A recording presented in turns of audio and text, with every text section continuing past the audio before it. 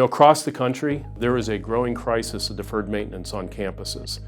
Some estimates have that as large as $7 billion of deferred maintenance on campuses right now. Well, that exists at USD as well. We have $312 million of deferred maintenance coming due over the course of the next 10 years. The Renaissance Plan is the most ambitious long-term building maintenance plan in USD's history, and it's coupled with strategic new construction. It's divided into 3 strategic approaches. 1, our annual deferred maintenance.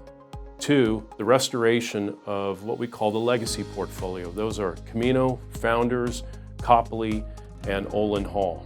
And finally, it combines all that with strategic new construction.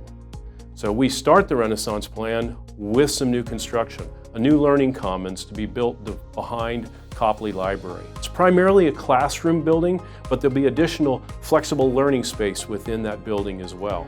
Concurrent with that, we're going to renovate Copley Library. Be able to go inside that building and create more usable space and upgrade it to a 21st century library. Once we're done with those, we're going to move on to Camino and Founders. These are the original buildings on our campus, and they have many of the original systems in place right now that are beginning to fail.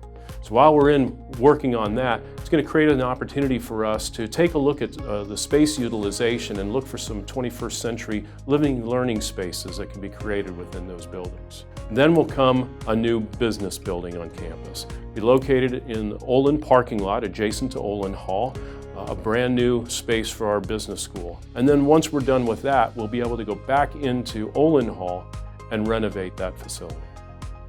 Our approach for this is to involve our campus community. Each one of these projects has a stakeholder group that will have representation from undergraduate and graduate students, from our faculty, from our staff, and then facilities management and university design. So we'll be able to engage the community. We'll be hosting open forums to be able to talk about this. We're already going around to different faculty groups, hearing what their ideas are and seeing how we can incorporate that into the campus. And we'll have an ongoing website that will update people on what's taking place on the Renaissance Plan, and they'll be able to track each one of those projects as we go through it. We're very blessed to have just been ranked by the Princeton Review the most beautiful campus in the country. But we also know that behind walls and doors and ceilings, we have things we can improve upon, as well as the space that we have across this campus. Our master plan itself said our top 3 space needs were classrooms, office space, and flexible study space. The Renaissance Plan attacks every single one of those and will create more of that at the end of this. And so as we celebrate in 2024 our 75th anniversary, we will have set up the university for its next 75 years.